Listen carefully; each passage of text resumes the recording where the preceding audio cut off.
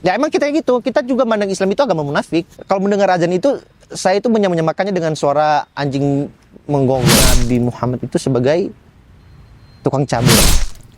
Nabi itu adalah tukang poligami karena istrinya 11. Bismillahirrahmanirrahim.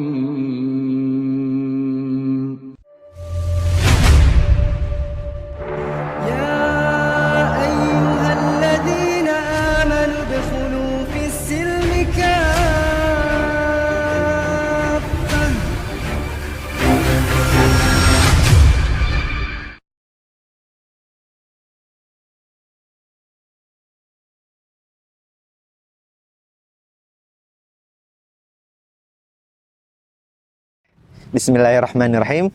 Alhamdulillahirabbil alamin. Wassalatu wassalamu ala Rasulillah wa ala alihi wa mawala. Assalamualaikum warahmatullahi wabarakatuh, sahabat ngaji cerdas. Perkenalkan, nama saya adalah Darman Jaya Laiyah, dan biasanya saya itu dipanggil dengan sebutan Darman, atau kalau mau dipedekan lagi jadi Dara. Hanya saja agak trigger kalau disebut Dara di sini, karena Dara itu kan identik dengan perempuan, ya kan? Oke. Jadi saya ini alhamdulillah udah menginjak usia 25 tahun, dan saya itu berasal dari Nias, Kepulauan Nias, Sumatera Utara. Dan untuk agama saya sebelumnya itu adalah Kristen karismatik, ya. Seaktif apa di gereja itu? Sebelumnya saya ini adalah seorang pendeta muda, di mana itu saya itu sering ngajar di kalangan muda dan juga anak-anak. Mungkin kalau di Islam disebutnya sebagai guru ngaji, ya, untuk anak-anak TPA. Nah, dan karena juga orang tua angkat saya adalah seorang pendeta senior, jadi ketularan sama beliau. Jadi seperti itu. Jadi kalau secara sosial, secara kemasyarakatan, sudah ada nama yang baik di tengah masyarakat sebagai anak pendeta dan sebagai pendeta muda. Apa aja tuh selain ngajar anak-anak itu pendeta muda tuh? Adakah misi gitu atau apa? Kalau ada misi tertentu kita tidak ada, karena kita berada di lingkungan yang memang 100% Kristen. Jadi nggak ada orang yang perlu kita dakwahin, kecuali kalau misalnya kita lagi ada di tengah-tengah masyarakat tertentu yang kita pandang butuh untuk diinjili dulu. Jadi saya tidak merasakan hal seperti itu. Waktu di gereja itu, agama Kristen dulu, ada doktrin-doktrin yang negatif terhadap Islam? Secara terus terangan, sebenarnya itu doktrin atau mengasumsikan sesuatu tentang Islam kepada jamaah itu enggak ada. Cuman asumsi-asumsi buruk itu lahir secara alami di dalam diri individu, karena apa pandangan-pandangan mereka terhadap yang mereka lihat dari Islam dan apa yang tampil dari Islam dari orang-orang Islam, itulah yang mereka kemudian telan. Jadi kalau misalnya Islam mengajarkan tentang baik dan benarnya seperti apa, tapi kalau yang ditampilkan adalah tentang perbuatan yang buruk, yang kita anggap Islam itu buruk. Ya, meskipun pada dasarnya itu kesalahan manusianya, bukan kesalahan ajaran agamanya. Jadi itu. Makanya kita sebagai orang Muslim perlu untuk menjaga sikap, menjaga adab, baik itu dari ucapan, perilaku, karena setiap apa yang keluar dari diri kita ini, itulah yang akan menggambarkan Islam. Nah, jadi yang tadinya kita pengen Islam itu tersyiar dengan baik, jadinya yang tersiar itu fitnahnya gitu. Islamnya terfitnah gara-gara kelakuan kita sendiri. Ya. Baik, sekarang saya pengen tahu nih, triggernya awal mula antum mengenal Islam itu gimana? Oh iya, jadi ini kalau kita mundur agak jauhan sedikit ya, karena saya itu pertama kali tertanam sesuatu sebutan Islam itu dari saya usia 5 tahun. Dimana pada saat itu ada saudara ayah saya itu menghadiahkan sebuah baju kepada saya, dan bajunya itu menyerupai baju koko yang tanpa kerah kayak gini kan. Nah, di saat saya memakai baju itu waktu saya kecil, orang-orang menyebut saya sebagai Pak Haji. Mau kemana Pak Haji? Pak Haji. Jadi saya juga udah tahu dulu, karena teman-teman saya juga ada orang Islam dulu. Nah, dengan sebut-sebutan kayak gitu, itu secara tidak langsung menanamkan Islam dalam hati saya. Nah, jadi ke bawah sampai sekarang, karena ingatan anak-anak itu sangat kuat. Nah, itu udah mulai tertanam pengenalan Islam yang sedikit. Kedua, saya tertarik sama Islam itu gara-gara sering melihat orang-orang Muslim itu berbusana. Nah, jadi busana-busana orang muslim itu, baik itu yang muslim dan muslimahnya, secara pribadi saya mengakui itu sangat enak, sangat nyaman untuk dipandang. Nah, terutama untuk para muslimah. Yang dulu itu paling menggugah hati saya itu saat melihat perempuan bercadar. Itu saya bilang, seistimewa itukah perempuan di dalam Islam sampai-sampai ditutup serapat itu gitu. Kenapa mereka mau aja gitu? Apakah itu harusnya kan gerah gitu kan? Harusnya mereka itu bisa mengeksposkan tentang keindahan tubuh, rambut. Ini kok malah ditutupin? Bukannya itu perempuan itu sebagai bunga ya gitu kan? Tapi apa sih sebenarnya yang membuat mereka itu setaat itu terhadap Islam? Nah, begitu juga ketika saya melihat pria-pria muslim yang menggunakan gamis. Makanya sampai sekarang ini saya suka pakai gamis. Kemana-mana saya itu pakai gamis. Kecuali kalau misalnya saya diundang ke nikahan, saya pakai gamis nggak dibolehin, saya nggak jadi ke nikahannya. Ya karena ada nilai tersendiri dengan saya memakai gamis. Bisa saja ada contohnya anak-anak seusia saya atau gimana tertarik juga kan ikut memakai gamis, yang dimana kan pakai gamis kan sunnah kan. Jadinya dia dapat motivasi kan. Nah, lumayan kan dapat pahala. Dan gitu. Jadi itu yang kedua dari cara berbusana orang muslim. Nah, ada juga hal yang lebih istimewa di situ. Pada saat itu saya masih SMK, ada siswi pindahan dari luar daerah. Dia itu seorang muslim. Pakaiannya persis yang seperti pakaian anak sekolah di sini. Pakai rok panjang dengan panjang. Dan itu saya terapkan ke adik saya perempuan dulu. Dan tahu nggak apa pengaruhnya apa? Satu sekolah putri siswi-siswi itu mengikuti rok panjang. Dan yang untung siapa? Dulu kami jualan pakaian, jualan seragam, kami juga menjahit. Omset meningkat. Padahal saya ingin itu menerapkan supaya adik saya itu nyaman dalam menggunakan pakaian. Tapi karena ditiruin, akhirnya ya secara tidak langsung memberikan omset yang tidak diduga-duga kepada usaha gitu. Nah, itu yang untuk alasan saya sebut ini sebagai alasan eksternal ya. Karena balik lagi, pengaruh-pengaruh seperti itu sebenarnya hanya membuat kecintaan kayak tipis lah gitu ya kan. Sekedar kagum aja. Namun adapun kemudian yang bisa mempengaruhi saya untuk masuk Islam itu adalah saya itu sebenarnya terpaksa masuk Islam, Mas. Iya, terpaksa itu karena saya emang udah nggak ada pilihan lain. Karena kalau ditanya terpaksa itu seperti apa, ya kalau saya nggak mau menerima Islam, lalu dengan apa saya harus menolaknya gitu kan? Setelah sekian banyaknya Allah menunjukkan hidayah, Allah telah menunjukkan betapa besarnya hak kuasanya. Allah itu telah menunjukkan betapa banyak pembuktian bahwa bumi ini emang benar-benar ciptaannya gitu. Kita itu hanya ciptaan. Setelah Allah itu memberikan banyak-banyak bukti, lalu dengan apa kita harus bisa menyangkalnya? Saya sendiri dulu mengakui saya tidak bisa, saya tidak punya daya untuk menyangkal semua ini. Jadi saya rasa juga teman-teman saudara-saudari seiman saya juga sepakat dengan itulah ya. Dan balik lagi, dulu itu juga saya punya cita-cita untuk menjadi seorang pendeta. Nah, jadi di saat saya ingin menggeluti atau memperdalam ilmu agama saya tentang Kristen dulu untuk menjadi seorang pendeta, saya juga terngiang-ngiang tentang Islam. Nah, ketika saya ingin belajar tentang Islam, itu tidak semerta-merta langsung dapat hidayah. Enggak. Karena bagaimanapun saya punya keyakinan yang sudah tertanam dari kecil. Nah, itu yang menghambat saya dari awal, dari tahun-tahun sebelum saya syahadat itu untuk masuk Islam. Ditambah lagi dengan perilaku-perilaku masyarakat yang saya lihat tidak sesuai dengan ekspektasi saya. Di mana saya nanti searching di Google tentang Islam, tapi praktik yang saya dapatkan di lapangan tidak sesuai, akhirnya itu mengundurkan niat lagi. Nah, semakin juga saya mendalami ilmu agama saya juga tidak menemukan sesuatu yang bisa memuaskan. Nah, yang saya dapatkan hanya semakin banyak keraguan. Akhirnya saya stop tuh. Saya stop ateis sekitar 1 tahun. Saya mengalami ateis karena di mana saya tidak yakin dengan agama saya sebelumnya, dan saya juga masih belum punya keyakinan untuk agama yang selanjutnya gitu kan. Akhirnya itu saya ateis selama 1 tahun itu. Enggak tahu mau ngapain. Dan ternyata menjadi seorang ateis itu tidak enak. Jiwa itu tidak tenang. Jadi kalau misalnya ada orang yang sekarang ini kayak ateis udah bertahun-tahun dan dia bilang dia baik-baik saja, saya berani bilang dia sedang berbohong. Iya, karena kita ini fitrah.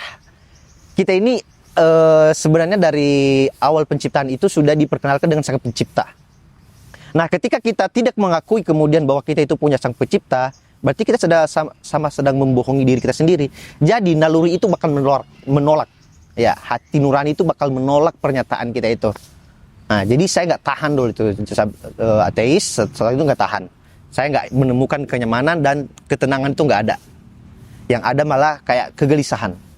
Akhirnya saya nekat lagi. Saya nekat lagi belajar Islam. Tapi belajar Islam kali ini itu bukan dari internet. Langsung kepada orang Islam. Nah, orang Islam pertama yang ngajarin saya tentang Islam itu adalah paman saya. Ya, beliau yang memperkenalkan Islam kepada saya secara langsung pertama kali. Dan setelah itu dapat hidayah? Enggak. Setelah mendapatkan tentang mukjizat Al-Quran, tentang baiknya akhlak Nabi Muhammad dan segala pengaruhnya, itu tidak langsung 100% langsung dapat hidayah, enggak. Jadi masih ada proses lagi di saat itu dulu. Jadi setelah berdialog dengan paman tentang Islam, sekitar 2 bulan atau 1 bulan setengah itu ya, saya itu pekerjaannya hanya membaca buku-buku tulisan almarhum Ustadz Insan Mogoginta. Ya, sama nonton juga riwayat debat mereka dengan lintas-lintas agama. Dan setelah saya merasa benar-benar mantapnya itu dulu, saya itu benar-benar mantap bahwa Islam itu benar. Bukan benar-benar mantap ingin menyerahkan diri sepenuhnya ke Islam, tapi saya mengakui Islam itu benar.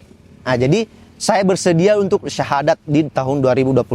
Itu tepatnya di tanggal 31 Agustus dulu ya. Nah, setelah itu setelah bersyahadat, paman saya itu tidak ingin saya itu hanya sekedar mualaf. Makanya saya itu dititipkan di Darussalam untuk mondok. Ya, yang jadi pembina saya itu adalah Ibu Yeni. Saya ucapkan terima kasih kalau beliau menonton ya. Ya, beliau sudah merasakan gimana pahitnya mendidik saya hingga jadi seperti saat ini dalam Islam ya. Jadi sehingga sekarang Ibu Yeni itu saya anggap sebagai ibu kedua saya ya.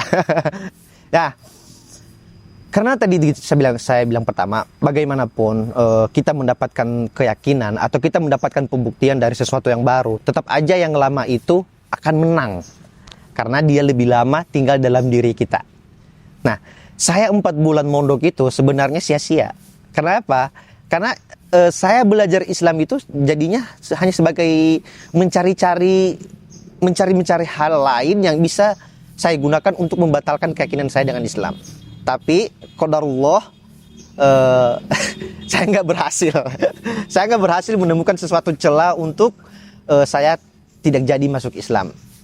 Nah, akhirnya keluar dari situ, barulah munculnya penyesalan, di mana hidayah itu baru turun ya, baru benar-benar terasa bahwa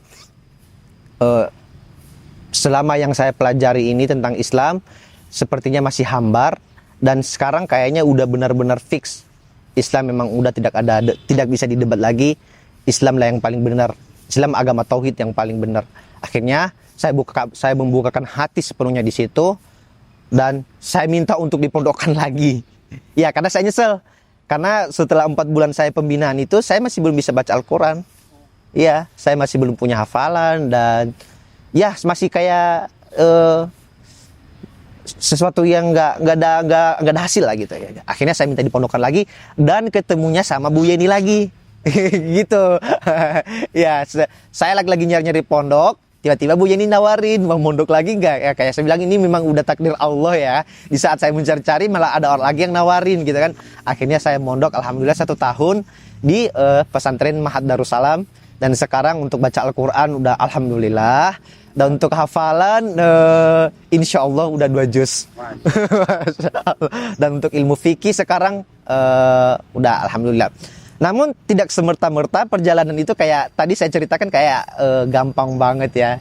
Dimana sebenarnya sisi di balik itu semuanya pahit.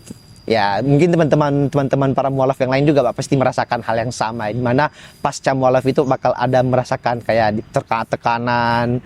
Yang paling saya rasakan itu sebenarnya sih dampaknya terhadap pergaulannya dan terhadap komunitas. Dulu itu saya seorang YouTuber gamer. Iya, saya seorang YouTuber gamer dulu, subscriber saya udah 11 ribuan. Nah, ketika saya masuk Islam, saya udah nggak bisa ngonten seperti ngonten saya sebelumnya. Iya. Dimana dulu ngontennya itu kayak toxic, main game kayak lagi kaget atau ke jump scare gitu langsung ngomong yang plok. Anak-anak apa teman-teman yang kayak anak-anak zaman sekarang itu senang dengan kayak gituan, dan setelah masuk Islam udah nggak bisa kayak gitu, ngedrop down hingga sekarang channelnya udah tinggal, saya pantau kemarin tinggal 5.600-an lagi subscriber. Karena udah nggak ada kontennya lagi. Jadi gitu bakal saya kehilangan itu. Satu lah kayak dibilang itu bisnis ya, satu peluang bisnis. Saya kehilangan teman juga iya. Saya sekarang itu kayak teman-teman lama saya itu nggak ada yang mau, kayak kalau misalnya saya ngajak ngobrol ke mereka, mereka itu cenderung menghindari.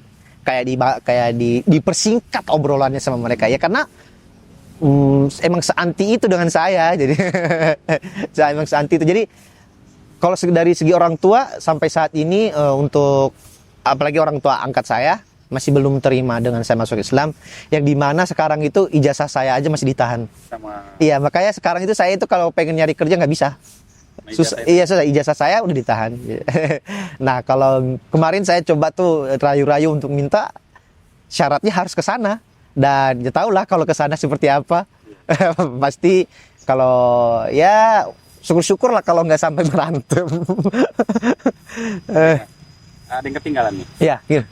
Apa yang antum dapatkan di Islam? Maksudnya kan antum masuk Islam nih. Apa sih yang antum temukan dalam Islam itu sehingga antum benar-benar masuk Islam bener nih? Benar. Jadi sebagai seorang hamba, sebenarnya ketika seorang manusia itu mengakui bahwa dia seorang hamba dan dia percaya bahwa Tuhan itu ada, maka meningkatlah keyakinannya ke level yang lebih baik lagi. Setelah saya masuk Islam, yang saya temukan apa? Semakin sadarnya saya terhadap dunia ini, bahwa dunia ini sementara. Semakin sadarnya saya untuk apa saya ini diciptakan di dunia ini. Sehingga ketika muncul perasaan-perasaan ingin ini, ingin itu, ingin berkuasa atau ingin memperoleh itu disadarkan lagi oleh ketentuan untuk apa saya diciptakan. Yang seperti kata Allah dalam Al-Quran ya, wa ma khalaqtul jinna wal insa illa liya'budun. Kita ini diciptakan untuk menyembah. Jadi bukan untuk menikmati harta dunia. Adapun kalau kita menerima itu semua, itu bonus untuk kita. Jadi ketika kita sudah mampu memantapkan hati untuk penghambaan itu, maka kita itu hanya fokus untuk memperbaik akhlak, memperbaik ibadah, memperbaik relasi. Dan bagaimanapun relasi itu yang pertama kan itu ya, relasi terhadap Allah, ya, relasi terhadap manusia. Jadi itu yang terbenahi ketika masuk Islam. Dimana yang tadinya kita pada awalnya itu kayak cuek-cuek aja ya, kayak kalau disebut sekarang bahasa kasar itu kayak bodoh amat, sekarang jadi lebih peka karena menjalin silaturahim itu adalah hal-hal yang wajib. Ya, dan memutus silaturahim itu adalah hukumnya haram, nggak boleh itu. Dan ada pun seperti perubahan akhlak itu udah pasti. Ya, dimana ketika kita mengucapkan sesuatu yang kita rasa itu tidak enak, pasti kita tahan dulu. Ini tidak sesuai dengan ajaran agama, ini tidak sesuai dengan sunnah Rasul. Dan istimewanya lagi, setelah masuk Islam itu, semuanya itu tidak ada yang gratis. Semuanya itu dibayar oleh Allah ya. Apa contohnya? Bahkan hal terkecil ya, menggunakan sendal contohnya. Masuk ke kamar mandi, itu kan ada sunnahnya, membaca doa. Kita baca doanya, kita dapat pahalanya gitu kan. Kayak mendapatkan pahalanya itu kayak gampang banget gitu loh. Makanya kemudian itu saya sadar, saya itu paham kenapa dibilang itu kayak orang Islam itu pasti masuk surga. Ya karena pintu rahmatnya banyak banget. Karena cara dapat rahmat Allahnya itu caranya banyak gitu. Jadi ya udah pasti masuk surga, meskipun kalau misalnya ada dosa yang tidak bisa terhapus, dimasukkan ke neraka dulu untuk menghapus ya. Tapi yang penting tidak syirik aja kan, pasti masuk surga. Apabila seandainya memang tidak ada perbedaan antara Tuhan saya dengan keyakinan yang lain dengan yang sekarang, maka saya tidak perlu ada dalam Islam sampai sekarang gitu. Ketika semuanya sama, maka saya tidak perlu pindah. Untuk apa? Toh juga kalau saya pertimbangkan, malah lebih enak di keyakinan sebelumnya. Karena di keyakinan sebelumnya itu bisa bebas melakukan apa saja, tidak ada syariat. sedangkan di Islam ada syariatnya. Ya, jadi ketika ada orang yang bilang semua agama sama aja, saya termasuk orang yang tidak setuju dengan statement itu. Kalau semua agama itu sama aja, Tuhan menyembah Tuhan yang sama, harusnya nggak perlu ada istilah mualaf dan murtadin dong. Nggak ada, benar nggak? Dan ketika pun ada orang yang bilang, contohnya dari orang Muslim ngomong kayak gitu, semua agama sama aja, menyembah Tuhan yang sama, ya udah anak bapak silakan suruh ke gereja, mau nggak? Pasti dia tetap nggak mau kan? Itu karena fitrahnya memang mengatakan bahwa Tuhan itu Tuhan antara agama satu dan yang satu itu beda gitu, keyakinan Tuhannya beda. Di Islam Tuhan itu ya cuma satu. Sedangkan di agama saya sebelumnya itu Tuhan itu ada satu emang, tapi ada 2-3-nya gitu. Ada tapinya. Ya begitu ya. Jadi teman-teman muslim dan muslimah yang semoga dirahmati Allah, jangan ikut-ikutan dengan statement seperti itu ya. Tadi awal pertama masuk Islam itu sebenarnya cuman masuk secara teori. Iya. Belum benar-benar, karena saya cuma dapat teorinya doang, masih dapat feel-nya itu belum. Maka ketika saya syahadat itu saya masih kayak kayak sesuatu kayak gimana dibilang kayak gitu. Iya, ya udah ngikutin alurnya aja. Wah, maka pengucapan syahadat pas ditanya pun kenapa masuk Islam, saya jawabnya itu kayak saya bilang aja saya suka Islam itu teratur. Udah gitu doang. Karena saya masih belum ada kecintaan yang mendalam terhadap Islam itu. Hanya sekedar teori doang. Karena kalau saya menolak Islam, saya pun nggak punya data untuk membantah gitu loh. Gitu. Kecintaan yang mendalamnya itu apa? Nah, kecintaan yang mendalam terhadap Islam, ini saya jujur ya, semakin dekatnya kita dengan hubungan, kayak semakin dekatnya insting kita itu terhadap Allah. Dimana ketika kita sudah yakin tentang Allah, jangankan kita berharap untuk bertemu dengannya, ketika kita ingat nama dan cerita Rasulnya aja, pasti kita meneteskan air mata. Iya. Ya, ini pun udah mau nangis sebenarnya, jadi ditahan dulu ya. Makanya saya bilang gini, Islam ini dengan sebegitu indahnya syariat, dengan segitu bagusnya Islam ini diajarkan oleh Nabi kepada umat-umatnya, kenapa tidak dimanfaatkan dengan baik? Kenapa sekarang malah banyak yang mengabaikan ilmu Islam? Bahkan jarang sekali kita menemukan orang yang mau ikut taklim sekarang. Kebanyakan sok sibuk dan sibuk-sibukan gitu ya. Saya bilang kayak gitu karena menghadiri majelis itu seakan-akan berat sekali. Ya, padahal itu adalah suatu kegiatan yang sangat besar manfaatnya untuk memperbaiki keislaman, untuk memperbaiki bekal kita di akhirat ya. Dan dimana meskipun kayak sekarang disebut itu Indonesia itu negara Islam, tapi ternyata syiar Islam itu belum nyampe ke seluruh daerah lah. Bawa ke pelosok belum. Saya merasakan sendiri bagaimana kemudian saya yang udah belajar yang sependek itu, belajar dengan sedangkal itu, terus nyampe di suatu tempat, saya bilang ini syiar Islam kenapa tidak bisa tembus ke sini gitu. Padahal ini katanya negara Islam. Gitu. Sebenarnya yang paling berkesan itu lebih ke Al-Quran sih, dengan kisah Nabi. Yang di Al-Quran itu yang paling bikin saya wah itu dulu di surat Ar-Rahman. Ya, di mana itu Allah itu menceritakan bahwa ketemunya dua lautan yang berbeda namun tidak saling menyatu. Adanya bukit warna-warni, adanya api di dalam lautan. Nah, itu kan teori yang ditemukan oleh manusia zaman modern sekali di abad ke-19. Bagaimana seorang Nabi Muhammad yang dulu saya hina-hina, yang saya katakan pengarang dan segalanya itu bisa tahu hal-hal seperti itu, padahal teknologinya tidak ada sama sekali. Seandainya dia mengarang Al-Quran seperti yang saya fitnahkan, how gitu loh, bagaimana gitu. Coba kasih saya statement yang yang bisa diterima bahwa Nabi Muhammad itu mengarang di dalam lautan ada api, bagaimana dia bisa menyelam, nggak ada kapal selam. Di atas langit ada black hole yang dikatakan yang lubang hitam yang menyapu dan berputar itu, bagaimana? Padahal itu teknologinya nggak ada sama sekali. Itu yang kemudian yang meyakinkan saya bahwa Al-Quran ini benar-benar bukan datang dari manusia, apalagi sekelas Nabi Muhammad yang ummi gitu kan. Itu membuktikan kepada saya bahwa Al-Quran itu memang benar-benar firman-Nya Allah. Nah, dan di mana yang kedua lagi itu tentang tantangan Allah dalam surat Al-Baqarah. Barang siapa yang tidak meragukan Al-Quran, silakan panggil dari kaum atau panggil jin sekalian, bikin yang serupa, satu surat aja. Dijamin sama Allah, saya pastikan tidak akan bisa. Itu kan saya mikir, 14 abad, masa nggak ada yang bisa sih? Yang ditantang itu cuma satu lembar loh, satu surat. Kok nggak ada yang bisa? Padahal kan kita lihat ya, di zaman-zamannya Nabi dulu kan ada yang namanya orang-orang yang pandai bersyair. Kenapa mereka nggak bisa gitu loh? Di zaman modern sekarang pasti ada yang kayak ilmu sastranya tinggi. Kenapa nggak bisa? Lagi-lagi itu membuktikan bahwa Al-Quran itu bukan buah tangan manusia, tapi itu adalah murni firman-Nya Allah. Dan Allah jamin Al-Quran. Lewat apa? Ternyata saya menemukan jaminan Al-Quran dijaga sama Allah itu setelah saya selesai mondok. Saya mikir, saya selesai mondok, saya nyampe ke Jonggol itu, saya itu merenung satu malam.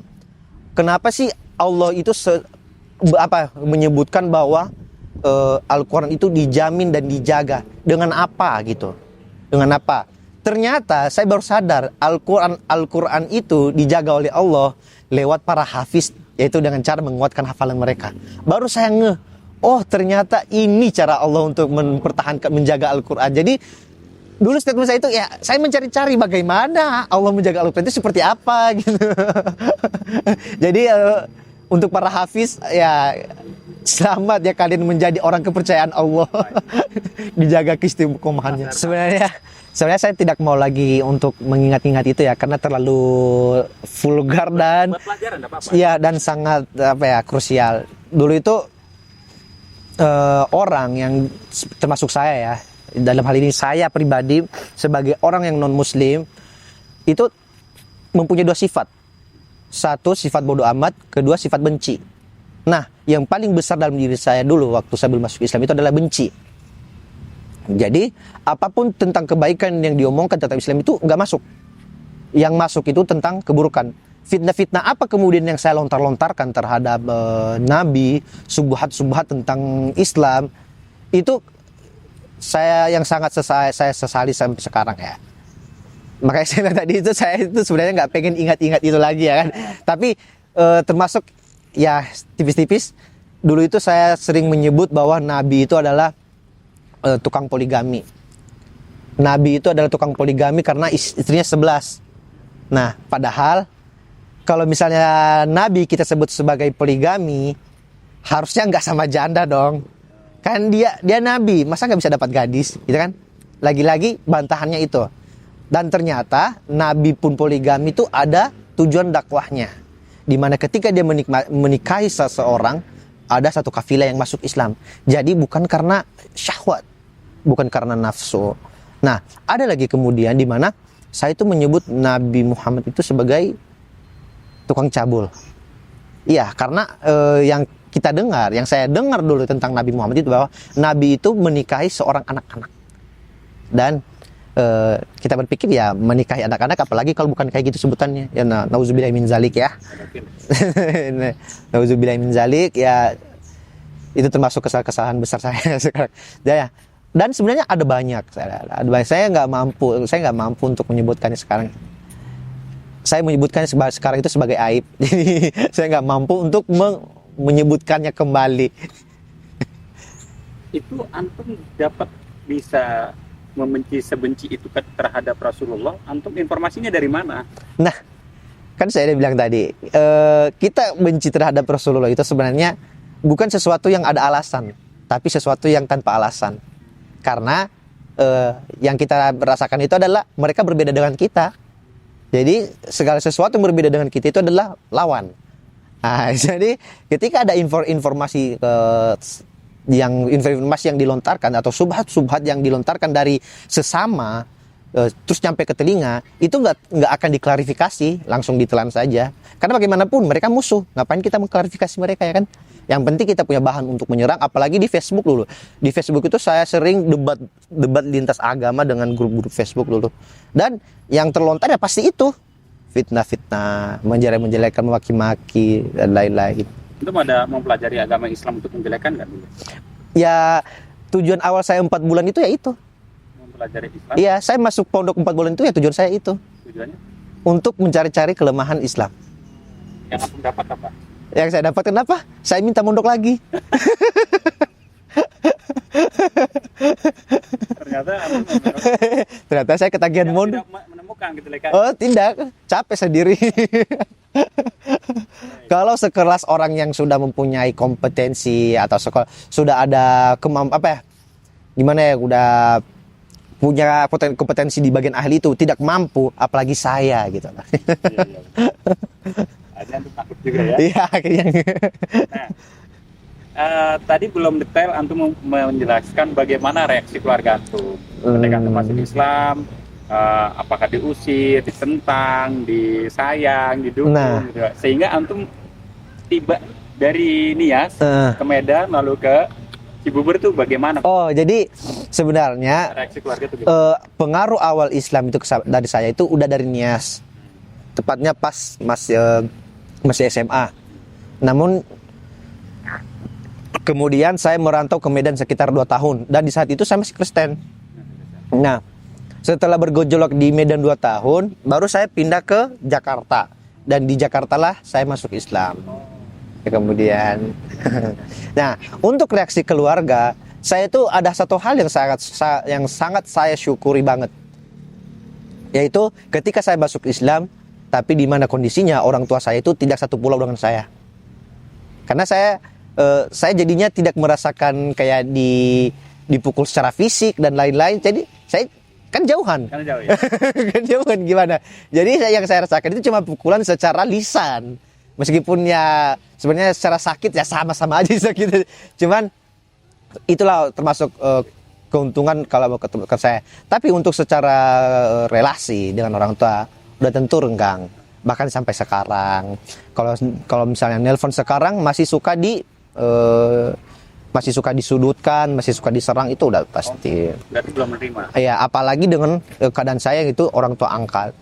Nah, kan karena orang tua kandung saya itu termasuk aib sih kalau dibilang nggak sih? Oh iya. Saya sebutkan aja broken home ya. Ya jadi saya itu besar, ya saya itu dari kecil sampai besar itu hidup di rumah orang. Jadi saya itu nggak ya kayak tinggal dengan keluarga kandung itu mungkin ada setahun 2 tahun. Selebihnya itu tinggal hidup dengan kasih sayang orang. Oke, sampai saat ini. Orang tua kandung udah masuk bodoh gitu. Kalau untuk orang tua kandung, sebenarnya mereka lebih ke nggak bisa berbuat apa-apa. Iya, pengen menghadang tapi bagaimana gitu ya. Akhirnya ya yang kandung ini, ya sebenarnya yang kandung cuma sisa ibu doang sih. Ya dia bilang ya udah terserah kamu aja, lihat jalanmu sendiri, kamu lewati jalanmu sendiri. Tadi yang tentang tuh yang ayah angkat pendeta itu. Iya, udah jelas. Iya. Itu bikin geger di gereja nggak tuh? Katanya iya. Kan saya nggak tahu kayak, tapi kata menurut keterangan adik-adik saya perempuan, katanya itu, "Bang, bapak abang kenapa sih masuk Islam? Lihat itu, muka bapak mau ditaruh di mana?" katanya. Satu ini sekarang masyarakat itu ngomonginnya gini. Bapaknya pendeta tapi kok anaknya kayak gini. Karena meskipun saya orang tua angkat, tapi saya itu dianggap sebagai anaknya bapaknya. Gini. Dia kata bapaknya pendeta menceramahi kita kayak gini. Lihat anaknya tuh.